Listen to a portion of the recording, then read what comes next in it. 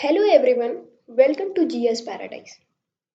Last वाली video मैंने modern history की डाली थी। इस बार मैंने डिसाइड किया है कि मॉडर्न हिस्ट्री तो हम कंटिन्यू ही करेंगे एंड साथ ही साथ हम करंट अफेयर्स पे स्टार्ट करेंगे बिकॉज जो मोस्ट ऑफ द स्टूडेंट्स जिस चीज़ से डरते हैं, जो मोस्ट चैलेंजिंग चीज़ उनके लिए होती है वो होती है current affairs. So that's why decided कि आने वाले जो भी अपकमिंग एग्जाम्स हैं, पीसीएस का एग्जाम हुआ, CDS, CAPF, even UPSC pre, है ना। तो इन सारे एग्जाम्स में करंट अफेयर्स सबसे चैलेंजिंग पार्ट होता है। मैंने सोचा कि एंड इन सब में 6 महीने से लेके 1 साल तक की करंट अफेयर्स आपको आनी चाहिए। इसीलिए मैंने जून 2023 से करंट अफेयर्स स्टार्ट करी हैं। हम धीरे धीरे एक एक महीने को कवर करते चले जाएंगे, ठीक है। एंड साथ ही साथ मैंने ये भी सोचा है कि हम इन करंट अफेयर्स को जस्ट वो वन लाइनर फैक्ट्स की तरह रटेंगे नहीं, ठीक। मैं वीडियो को बहुत बड़ा नहीं रखूंगी, ओके। साथ ही साथ जो दूसरा मेरा मोटिव है वो है कि हम क्वालिटी के साथ कॉम्प्रोमाइज नहीं करेंगे, ठीक। कोई इशू नहीं है। मैंने ये भी सोचा है कि एक मंथ को एटलीस्ट हम 5 से 6 वीडियो भी उसमें लगे हैं, यानी कि जून के ही मैं 1 2 3 4 5 6 पार्ट्स भी बनाऊं, कोई इशू नहीं है। शर्त बस ये है, सारा का सारा जो कंटेंट है वो बहुत रिफाइंड और वो समझ में आना चाहिए, ठीक है। ये पूरा कॉम्प्रिहेंसिव रहेगा। कोई भी करंट अफेयर हम पढ़ेंगे उससे रिलेटेड जितने भी फैक्ट्स होंगे, उससे रिलेटेड और भी इंफॉर्मेशन हम कवर करते हुए चलेंगे, ओके। विदाउट तो ये रही हमारी जून मंथ की पहली करंट अफेयर, और वो क्या है? India first carbon neutral village, ठीक है। इंडिया का फर्स्ट कार्बन न्यूट्रल विलेज। अभी हम आगे देखेंगे कि कार्बन न्यूट्रल होना मतलब क्या हुआ, ठीक है। तो वो कौन सा बना है? Keep this thing in mind. एक नोटबुक अपने साथ में रखिए, जो कुछ भी मैं बोल रही हूँ, ठीक है, उसके अपने रनिंग नोट्स बनाते जाइए। साथ ही साथ जो वो स्लाइड्स पे दिख रहा है उसको तो आप नोट ही कर लीजिए, ठीक है। तो पहला है, जो इंडिया का फर्स्ट कार्बन न्यूट्रल विलेज है वो कौन सा बना है? Bhiwandi taluka of Thane district which is in Maharashtra. Maharashtra, okay. इससे पहले भी आई थिंक लास्ट ईयर ये करंट अफेयर्स में था। पल्ली पंचायत, पल्ली पंचायत ऑफ जम्मू, ठीक है। ये पहली पंचायत बनी थी कार्बन न्यूट्रल, ठीक है। अभी तो ये पुराना है, ये आई थिंक नहीं आना चाहिए, बट ये आपको याद रहना चाहिए। India first carbon neutral village वो कौन सा है? भिवांडी तालुका ऑफ थाने डिस्ट्रिक्ट, ठीक। अब एक क्वेश्चन मुझे याद आ रहा है, यूपी पीसीएस में आया था इसी साल शायद 2023 में ही, कि इंडिया ने किस ईयर को टारगेट सेट किया है टू बिकम कार्बन न्यूट्रल। जो वो ईयर है 2070, ठीक है। 2070 is the target year to become carbon neutral, ठीक है। एंड ये जितना मुझे याद है, COP26, COP26 जो कि यूके में हुआ था, ठीक है। वहां पे ये इंडिया ने बोला था, ठीक है। अब आप मुझे कमेंट सेक्शन में एक चीज बताएंगे कि COP28 जो आई थिंक होने वाली है इधर नवंबर लास्ट में ही, वो कहाँ पे होगी? वो कहाँ पे? उसका लोकेशन मुझे कमेंट सेक्शन में चाहिए, ठीक है। अब मैंने क्या कहा था कि हम कॉम्प्रिहेंसिव वे में डील करेंगे, ठीक है। एंड दैट इज वाई इस you know carbon neutral village से रिलेटेड बहुत सारे कंसेप्ट बन सकते हैं जिनसे क्वेश्चन आ सकता है, ठीक है। उसी में मैंने कुछ इंपॉर्टेंट टर्म्स यहाँ पे लिए हैं, जैसे कि कार्बन न्यूट्रलिटी हो गया, कार्बन सिक्वेस्ट्रेशन हो गया, कार्बन सिंक हो गया, कार्बन ऑफसेटिंग, मतलब these are the most important terms, है ना। आसानी से पूछा जा सकता है, जिसमें carbon sink is the most important. कोई पूछ सकता है कि what do you understand by carbon sink, ठीक है। तो सबसे पहले और एक चीज आई विल रिक्वेस्ट कि ट्राई टू बिकम क्यूरियस, मतलब जितना मैं बता रही हूँ वो तो आप सुनो, इस साथ ही साथ इन सारे कंसेप्ट्स को एक बार जाओ, है ना, घर पे खुद से भी एक्सप्लोर करो, है ना। यूट्यूब पे पढ़ा रही हूँ मैं, घर पे बोल रही हूँ। इट्स जस्ट कि मेरे पढ़ाने के बाद भी, ये वीडियो देखने के बाद भी, है ना, इससे रिलेटेड और भी इंफॉर्मेशन लो और उसको आप और भी ऐड ऑन करो। Okay, so keep this thing in mind. जितना आप क्यूरियस बनोगे ना, जितना पढ़ाई को इंटरेस्टिंग बनाओगे, उतना मजा आएगा ना। जितना इस मोटिव से पढ़ोगे, अरे बस बर्डन टाइप का पढ़ाई को लोगे तो बहुत मुश्किल होगी ना। Try to make studies interesting, है ना, ऐसी ऐसी आप चीजें करो।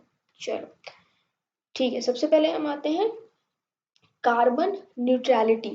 तो न्यूट्रलिटी से सीधा सा मतलब होता है बैलेंस। ठीक है, बैलेंस। तो यहाँ पे कार्बन न्यूट्रलिटी से मतलब है कि whatever carbon we emit, आप प्लीज इसको नोट डाउन करना, ठीक है।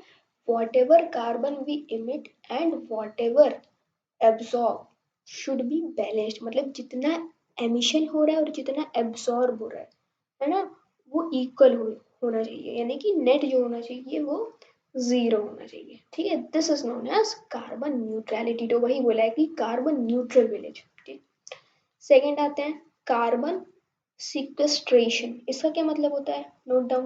When you remove the carbon for from atmosphere and storing it somewhere else, मतलब आप एटमॉस्फेयर के कार्बन को निकाल के उसको कहीं और स्टोर कर दो। ठीक है, जैसे सी में स्टोर करते हैं। This is known as carbon sequestration. ठीक है, और भी इस पे एक्सप्लोर करिएगा कि कहाँ पे करते हैं ना, इसके क्या फायदे नुकसान जो कुछ भी है। ठीक है, ये सारी चीजें आपको आपको ढूंढनी है। ठीक है, नेक्स्ट आते हैं कार्बन सिंक। कार्बन सिंक क्या है, note down. It is a system where the capacity to absorb carbon is more than emission. मतलब क्या है, ये एक सिस्टम है जहाँ पे कार्बन को एब्सॉर्ब करने की कैपेसिटी ज्यादा है इन कंपैरिजन टू एमिशन। जैसे फॉर एग्जांपल, इसमें हम एग्जांपल लेते हैं सॉइल का, है ना, फॉरेस्ट का। ठीक है, ये सब क्या करते हैं, इनमें एब्सॉर्ब करने की कैपेसिटी ज़्यादा होती है इन कंपैरिजन टू एमिशन। ठीक, फिर नेक्स्ट है कार्बन ऑफसेटिंग। कार्बन ऑफसेटिंग का मतलब क्या होता है कि to achieve the carbon neutrality, है ना, we go through carbon offsetting. मतलब एक वे है कि हम मतलब कार्बन न्यूट्रलिटी को अचीव कैसे करें। फॉर एग्जाम्पल, जैसे मैं आपको एक सिंपल से एग्जाम्पल दूँ, दैट जैसे एक बंदा है रोहित, ठीक है, अब उसके पास बाइक है। ठीक, बाइक है, उसमें से कार्बन एमिशन मान लो अब हो रहा है एक्स। ठीक है, अब वो क्या करता है, एक लगा देता है पेड़। ठीक, तो वो x/2 मान लो आप एब्जॉर्ब कर लेता है कार्बन। अब भाई x/2 फिर भी बच रहा है, फिर वो क्या करेगा, एक और पेड़ लगा देता है, फिर वो x/2, दोनों मिला के क्या हो गया, x जो कार्बन है वो हमारा एब्जॉर्ब हो गया।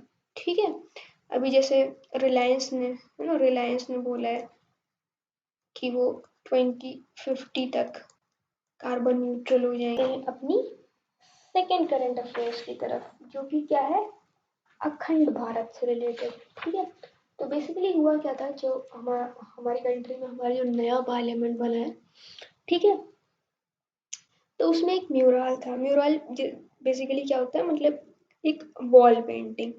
ठीक है, तो वहां पे ये इसको मतलब अखंड भारत का म्यूरल वहां पे लगा था। ठीक है, तो उसमें एक कंट्रोवर्सी ये हो गई थी सॉरी, एक कंट्रोवर्सी ये हो गई थी कि मतलब इसमें लुम्बिनी को इंडिया का पार्ट बताया था, दिखाया है, जिससे कि नेपाल को इशू है हुआ था। ठीक है, तो हम देखते हैं कि इसमें था क्या पहले। ठीक है, नेक्स्ट स्लाइड पे आते हैं पहले। तो व्हाट इज दिस म्यूरल, क्या था वो। ठीक है, तो mural shows Lumbini the birth place of Gautam Buddha. ठीक है, ये भी क्वेश्चन इंपॉर्टेंट है जो birth place of Gautam Buddha है वो क्या है, लुम्बिनी। ठीक है, एसएससी वगैरह में ये क्वेश्चन आ जाता है। फिर Lumbini is shown as part of India, जिसकी वजह से नेपाल नाराज हुआ था, है ना। It was part of Ashokan empire, spread of Buddhism by Ashoka.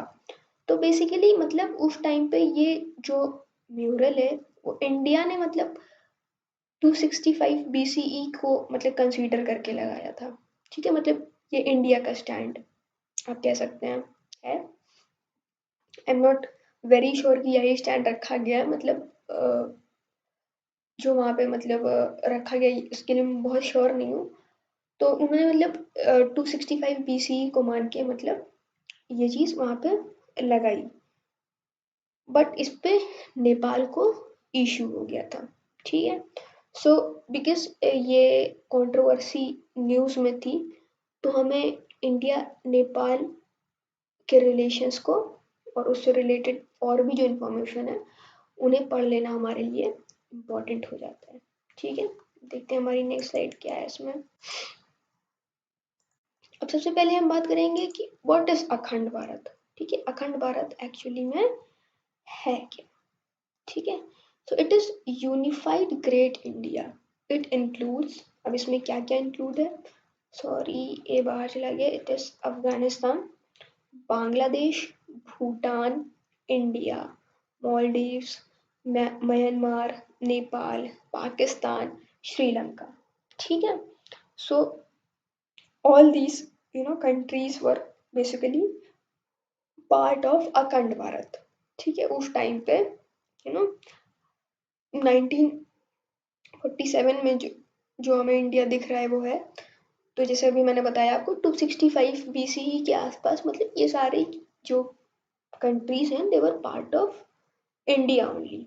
ठीक, जैसे V D Savarkar, K M Munshi, है ना, all these people, all these people, ये सारे लोग अखंड भारत की बात करते थे, है ना। तो this is not something new. ठीक है, तो ये हो गई अखंड भारत की बात। अब आते हैं हम नेक्स्ट वीडियो देखते हैं। ठीक है, जैसे मैंने आपसे कहा कि बिकॉज ये वाला जो इशू है दैट वाज इन न्यूज़, है ना, तो इससे रिलेटेड इंफॉर्मेशन आप ज़रूर पढ़िए। अब जैसे इसमें मुझे लगा कि ये क्वेश्चन बन सकता है कि आपसे पूछा जा सकता है कि इंडिया के कौन से स्टेट्स हैं, है ना, जो नेपाल को बॉर्डर करते हैं। सो प्लीज़ ये सारी चीज़ें आप करेंगे। और ये मैंने जानबूझ के, देखो आपको मैप में मैंने सब कुछ दिखा दिया है, but I want all of you I want all of you to answer me in comment section the states of India which border Nepal. बहुत इजी क्वेश्चन है, so please do comment in the comment section. ठीक है, next आते हैं। ठीक है, अब हम बात करते हैं इंडिया और नेपाल के रिलेशंस के बीच। वैसे अगर हम देखें तो 2014 के बाद से इंडिया और नेपाल के रिलेशंस अच्छे नहीं रहे हैं। ठीक है, उधर नेपाल चाइना कार्ड खेलता है। सो बट फिर भी there are various areas of collaboration between India and Nepal. ठीक है, अब उसमें जैसे 10,000 मेगावाट इलेक्ट्रिसिटी का इंपोर्ट इंडिया करता है। ठीक है, बहुत सारे हाइड्रो पावर प्रोजेक्ट्स हैं because there are many rivers which run across both these countries. ठीक है, एंड तीसरा this can be asked Pancheshwar multipurpose project. ठीक है, पंचेश्वर मल्टीपर्पज प्रोजेक्ट ये आ सकता है किस रिवर पे है, तो उस रिवर का क्या नाम है, Mahakali river. Mahakali river, note down. ठीक है, महाकाली रिवर, जिसको इंडिया में किसी नाम से बुलाते हैं, किसी को पता है? एक बार वीडियो को पॉज करके सोचिए। So this river is Sharda river. ठीक है, शारदा रिवर। ठीक है, ये सारी चीजें याद रखिएगा। ओके, चलिए देखते हैं हमारी नेक्स्ट स्लाइड क्या है। तो ये बेसिकली पंचेश्वर मल्टीपर्पज प्रोजेक्ट है, इसको प्लीज़ देख लीजिएगा, इसीलिए मैंने ये डाल दिया है। एंड आई ट्राई कि मैं जो ये PDF है इसको अपलोड कर दूं जिससे आप डायरेक्टली इसी से पढ़ सकें। ओके, इसके अलावा अब हम देखते हैं और भी areas of cooperation between India and Nepal. ठीक है, तो सबसे पहली बात आती है डिफेंस कोऑपरेशन की। ठीक है, डिफेंस कोऑपरेशन में सूर्य किरण, ठीक है, सूर्य किरण जो मिलिट्री एक्सरसाइज है, Surya Kiran, please note down, Surya Kiran जो मिलिट्री एक्सरसाइज है वो इंडिया और किसके बीच होती है, नेपाल के बीच। ये क्वेश्चन एग्जाम में आई थिंक CDS में आया था। ठीक है, CDS में पूछा गया था, तो ये सारी चीज़ें आप याद रखिएगा। ठीक है, फिर दूसरा आता है कल्चरल कोऑपरेशन, है ना, बुद्धिज़्म से रिलेटेड हो गया ये। ठीक है, फिर इकोनॉमिक कोऑपरेशन, इकोनॉमिक कोऑपरेशन में इंपोर्ट एक्सपोर्ट की हम बात करते हैं। ठीक है, इंपोर्ट एक्सपोर्ट की बात। ठीक है, अराउंड 840 मिलियन का इंपोर्ट कौन करता है, इंडिया करता है, और एक्सपोर्ट इंडिया अराउंड 8 बिलियन का करता है। So we are in surplus. ठीक है, फिर ह्यूमैनिटेरियन असिस्टेंस, जैसे अभी नेपाल में फ्लड के लिए इंडिया ने अराउंड 94 बिलियन की एड दी थी। ठीक है, so all these areas are cooperation between, collaboration between India and Nepal. ठीक है, सो जितनी भी चीज़ें मैंने आपको बताई, बॉर्डरिंग स्टेट हो गया, ठीक है, areas of cooperation, military exercise, so all these things are really very important. Please please please, मैं सारी चीज़ों को, एक्सीडेंट इन इंडियन रेलवेज आपको याद होगा, बहुत ही दर्दनाक हादसा था जिसमें 3 ट्रेन आपस में लड़ गई थी, जिसमें पहली थी Bengaluru Howrah superfast express, Shalimar Chennai central Coromandel express and एक मालगाड़ी थी, है ना। सो ऑल दीज ट्रेन्स, ये तीनों ही आपस में कोलाइड कर गई थी ना, तो बहुत कैजुअलिटी हुई थी। ठीक है, एंड इसमें एक मैं आपको फैक्ट बता दूं कि जो इसमें महाराष्ट्र है, Maharashtra, this is ranked 1 in terms of train accidents. ठीक है, नंबर ऑफ डेथ, और जो दूसरा है वो है यूपी। ठीक है, NCRB का एक डेटा है लास्ट ईयर का, तो उसमें मतलब ये डेटा आपको याद करने की ज़रूरत नहीं है, तो उसमें as far as I remember last year alone around 12,000 लोगों की डेथ हुई थी इन ट्रेन एक्सीडेंट। और दूसरी चीज़, मतलब I think after 2015 train accidents में थोड़ी गिरावट आई थी, बट इन रिसेंट टाइम्स फिर से मतलब ट्रेन एक्सीडेंट्स काफ़ी बढ़ गए हैं, which is a sign of worry. ठीक है, हमें बहुत सारे एडवांसमेंट करने पड़ेंगे।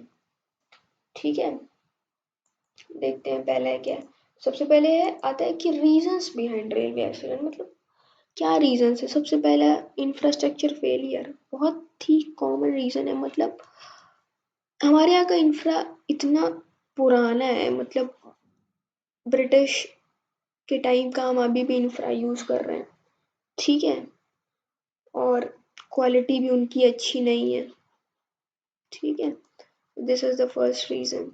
सेकेंड, स्टाफ फेलियर, मतलब स्टाफ फेलियर, वो इतना बर्डनड है काम से, है ना, ऊपर से उन्हें ओवर टाइम करना पड़ता है, तो ऑब्वियस है उनकी क्वालिटी डिक्रीज होती है ना, उनका जो यू नो जितना अच्छा आउटपुट उनसे निकल पाना चाहिए वो नहीं निकलता है।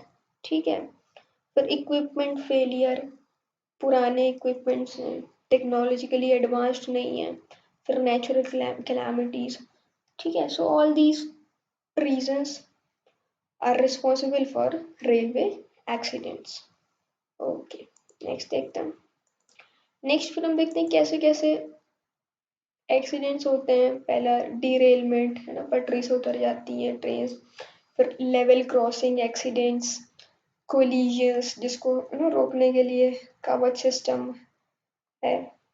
अभी हम इसके बारे में आगे पढ़ेंगे। फिर fire and trace, miscellaneous accidents, so these are the types of accident. अब देखिए ये कोई जो चीज़ें मैं बता रही हूँ, मतलब ये सारी चीज़ें एमसीक्यू में नहीं आएंगी, ठीक है, एमसीक्यू में तो नहीं आएंगी, but when ever you will give any kind of descriptive paper, है ना, तो ये सारे अगर आप पॉइंट से जस्ट याद रखोगे फिर इन्हें एक्सपैंड कर दोगे, so all this things will be beneficial. अब जैसे हम इसमें दोनों ही की इंटीग्रेटेड पढ़ाई करें, जैसे कवच की अगर हम बात करें तो ये भाई एमसीक्यू टाइप के क्वेश्चंस सॉल्व करने के लिए बहुत इंपॉर्टेंट है। ये आपका जो मैंने बताया ये डिस्क्रिप्टिव के लिए इंपॉर्टेंट है ना, तो कुछ भी वेस्ट नहीं है, all of these things are important. ठीक, नेक्स्ट आते हैं, देख लेते हैं हम। नेक्स्ट है कॉन्सिक्वेंसेस, है ना, consequences, life loss, economic loss, environment loss ना, इसका तो भाई कोई कंपैरिजन ही नहीं है। लाइफ लॉस, है ना, इकोनॉमिक लॉस चलिए ठीक है लॉस है, बट लाइफ लॉस का कोई भी कंपैरिजन नहीं है। ओके, अब हम नेक्स्ट स्लाइड पर आते हैं। नेक्स्ट स्लाइड में कुछ मैंने कमिटीज देखी थी, मतलब ये कमिटीज मतलब रेलवे में इम्प्रूवमेंट के लिए बनी थी, है ना, मतलब इन कमिटीज ने कुछ सजेशंस दिए थे, ठीक है। तो इसमें पहली है डॉक्टर अनिल काकोडकर कमेटी। तो इन्होंने मतलब जो रिकमेंडेशन दिया था वॉज कि उन्होंने बोला था कि infrastructure of railway is at a brink of collapse, है ना, जो इंफ्रा है रेलवे का वो एकदम कोलैप्स होने को है, ठीक है। And for that he suggested to maintain infra, ठीक है, इंफ्रा को मेंटेन करने का इन्होंने सजेशन दिया, ठीक है। दूसरा इन्होंने बोला कि जो रेलवे बोर्ड है, रेलवे बोर्ड, रेलवे बोर्ड ये एक सेंट्रलाइज्ड बॉडी है, सेंट्रलाइज्ड बॉडी जो कि सारे डिसीजन लेती है, ठीक है। It takes all decisions, takes all decisions, ठीक है। जैसे कि मैं आपको रेलवे बोर्ड का बताऊँ, जैसे सबसे ऊपर होता है रेलवे बोर्ड, ठीक है, फिर हेड क्वार्टर, फिर होते हैं डिवीजन ऑफिसेस, ठीक है, उसके बाद होते हैं लोकल ऑफिसेस, ठीक है, ऐसा। तो मतलब सारे डिसीजन ये लेते हैं रेलवे बोर्ड, इसके ऊपर मिनिस्ट्री होती है, ठीक है। तो इन्होंने सजेस्ट किया that power should be power should be shifted to lower level, है ना, जिससे कि एफिशिएंसी आए, है ना, जल्दी जल्दी काम हो, ठीक है। इन्होंने ये सजेस्ट किया। ठीक, तीसरी इन्होंने सजेस्ट करी एक चीज, आरडीएसओ। आरडीएसओ क्या है, जैसे सिंपल टर्म्स में बताऊं, जैसे इसरो इज फॉर स्पेस, है ना, डीआरडीओ इज फॉर डिफेंस, उसी तरह जो यू नो रेलवे का सारा काम जो देखता भालता है, मतलब रेलवे में जो भी न्यू टेक्नोलॉजी लानी है ना, कोई नया डिज़ाइन, ये सारी चीज़ें कौन करता है, आरडीएस, जिसका फुल फॉर्म क्या है, नोट डाउन कर लीजिए, research research design and standard organisation, ठीक है। एक बार प्लीज इसको आप गूगल कर लीजिएगा, कहीं इसमें कोई मिस्टेक ना हो, बिकॉज थोड़ा सा फुल फॉर्म वगैरह में कंफ्यूजन हो जाता है। So please I would suggest कि एक बार आरडीएसओ का फुल फॉर्म आप एक बार देख लीजिएगा, ठीक है। तो ये आ गई, हमने आरडीएसओ की बात करी, तो इसको भी इन्होंने बोला कि जो इसकी पावर है वो हाईली रेस्ट्रिक्टेड है, ठीक है, इसकी पावर्स आर हाईली रेस्ट्रिक्टेड, ठीक है। तो what he suggested was that इसको थोड़ी, इसको मोर ऑटोनमी, थोड़ी ज़्यादा ऑटोनमी दी है, ठीक है, से कि एडवांसमेंट और न्यू टेक्नोलॉजी आए, ठीक है।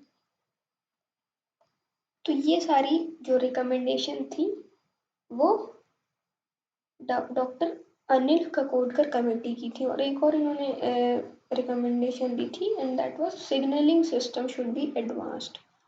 ठीक है, signalling system should be advanced.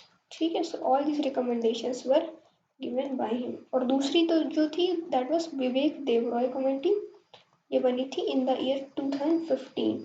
सो इन्होंने क्या किया था, इन्होंने बोला था कि that we should have a safety department, we should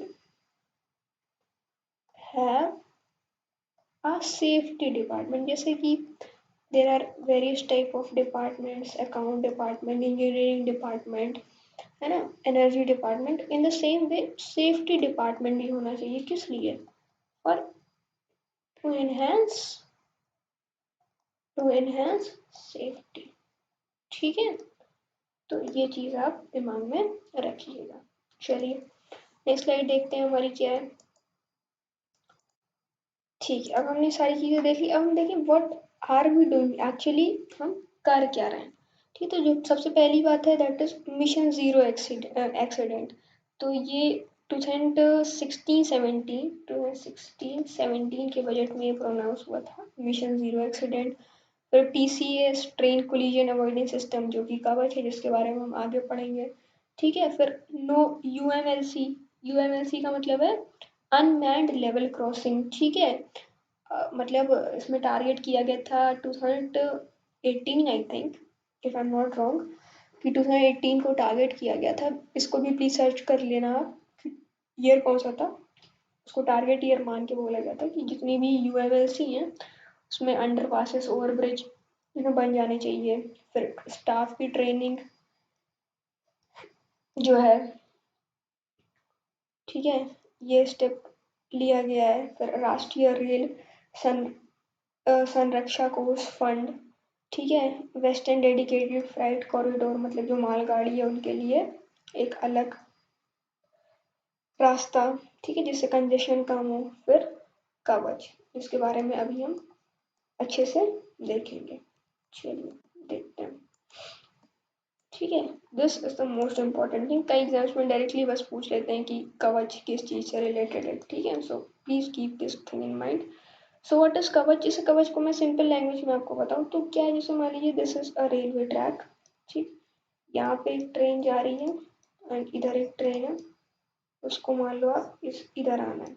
ठीक, यहाँ पे रेड सिग्नल है। ठीक है, अब मान लीजिए जैसे ये ट्रेन आ रही है और ये इसको पास करती हुई चली जाती है रेड सिग्नल को।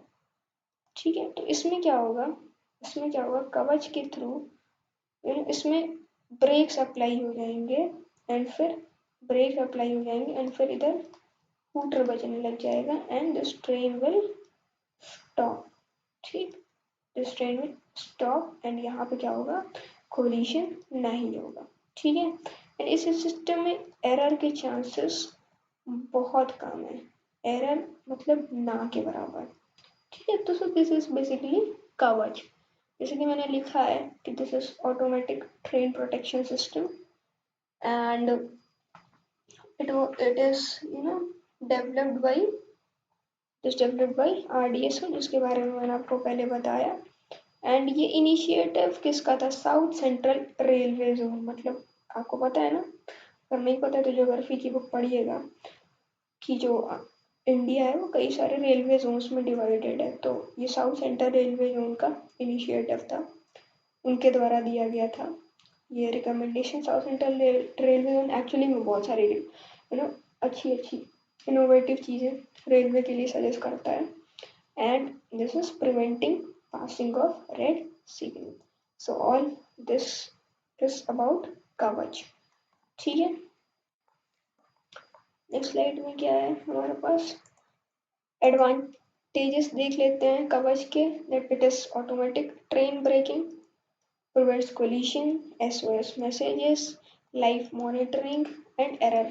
जैसे मैं बताया कि एरर का चांसेस बहुत कम होते हैं। ठीक है, so all this is basically about the train accident. इसमें जो सबसे इम्पोर्टेंट चीज़ है दैट इज कवच। ठीक है, सो प्लीज़ कवच के बारे में थोड़ी सी और भी रिसर्च आप